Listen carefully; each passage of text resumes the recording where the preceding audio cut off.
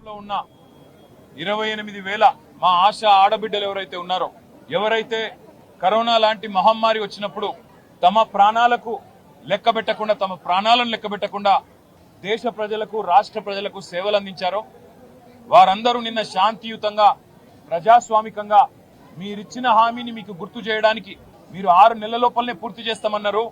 18,000 జీతం ఇస్తామన్నారు, ఉద్యోగ భద్రత కల్పిస్తామన్నారు.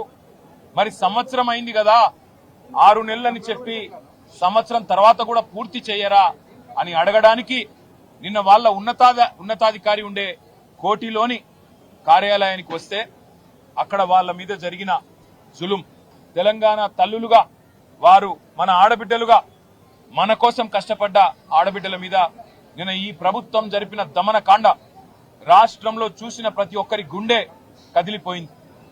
ఆడబిడ్డలని కొట్టడం అంటే మామూలు కొట్టడం కాదు, ఈడ్చుకెళ్లడం నడి రోడ్డు మీద. మగ పోలీసు వాళ్ళు, అసలు నిజానికి పోలీసు వాళ్ళల్లో మగ పోలీసు వాళ్ళకి హక్కు ఉండదు మహిళల దగ్గరికి రావడానికి. రావడమే కాకుండా ఇష్టం వచ్చినట్టు కొట్టడం, ఇష్టం వచ్చిన విధంగా భౌతికంగా దాడులు చేయడం, ఈడ్చి పారేయడం, వాళ్ళేదో వస్తువులు అన్నట్టుగా తీసి ఈడ్చి వ్యాన్లలో కుక్కడం, ఇంకా దుర్మార్గం. ఒక దుశ్శాసన పర్వం కూడా నిన్న మనందరం కూడా చూసినాం. ఒక ఏసీపీ గారు, ఆయన ఈగో దెబ్బతిన్నదో ఏం దెబ్బతిన్నదో తెలియదు కానీ ఆయనతో పాటు కొంతమంది పోలీసులు నిజంగా దారుణాతి దారుణంగా ఒక ఆడబిడ్డ చీరలాగి ఆమెను భౌతికంగా ఆమె మీద దాడి చేసిన దృశ్యాన్ని రాష్ట్రం మొత్తం కూడా చూసింది. రేవంత్ రెడ్డి, ఇదేనా నీకు మహిళల పట్ల ఉన్న గౌరవం? హోంమంత్రిగా నువ్వే ఉన్నావు, నీ ఆధ్వర్యంలో ఉన్న పోలీసులు, నీ కింద పనిచేసే పోలీసులు ఈరోజు ఇంత దుర్మార్గంగా వ్యవహారం చేస్తా ఉంటే 24 గంటలైపోయింది.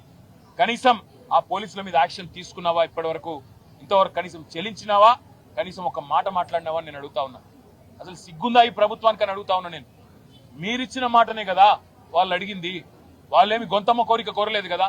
మీరే చెప్పిండ్రు, కేసీఆర్ గారు 1,700 నుంచి 9,700కు పెంచిండు, మీకు సరిపోదు, మేము 18,000 చేస్తామని చెప్పిందే మీరు.